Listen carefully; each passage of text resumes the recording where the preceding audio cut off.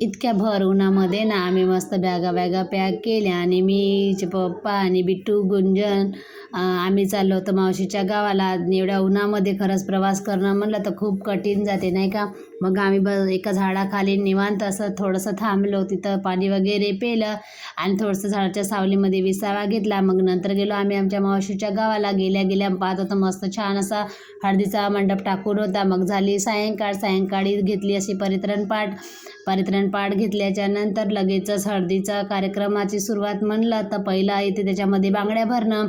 मग सगळ्या महिला मंडळांनी आपापल्या बांगड्या भरण्याची व्यवस्थासुद्धा तिथं केलेली होती. तर सगळे बांगड्या वगैरे भरून घेतल्या. पहिले नवरदेवाच्या मायेनी, मग भावजांनी, मग नंतर बहिणींनी आणि गावातल्या लोकांनी सगळ्या अशा लेडीज येऊन एकत्र जमा होऊन बांगड्याचा असा छान कार्यक्रमसुद्धा झाला. आणि नंतर झाला हळदीचा कार्यक्रम सुरू. ज्यांनी हळद खेळली त्यांनी हळद खेळली आणि बाकीच्यांनी थोडेसे फोटो वगैरे शूट केले. आणि माणसांचं इथं झालं डान्स करणं.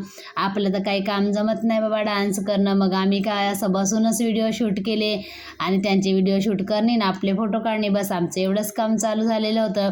आणि पप्पासुद्धा पाहणं तिथं मस्त डान्स करत होते डीजेमध्ये.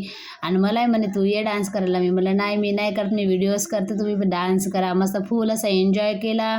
आणि थोडेसे छत्री घेऊन तिथं मी सुद्धा फोटो काढले. ह्या माझ्या वहिनी, माझी बहीण आणि मी, आम्ही तिघी जणीनं मस्त फोटोसुद्धा शूट केले. आणि तर नंतर जेंट्सचा झाला तर लेडीजचा सुद्धा डान्स वगैरे सुरू झाला. फुल डे लेडीजनं सुद्धा डान्स वगैरे केला. खूप मजा आली, खूप मस्ती झाली तिथे लग्नामध्ये. खरंच खूप मस्त वाटते नाही का. आपल्या घरचं लग्न म्हटल्याच्या नंतर खूप असा आनंद उत्साह तिथं छान प्रकारे असा वाटत होता. आणि खूप अशी मस्तीसुद्धा तिथे केली.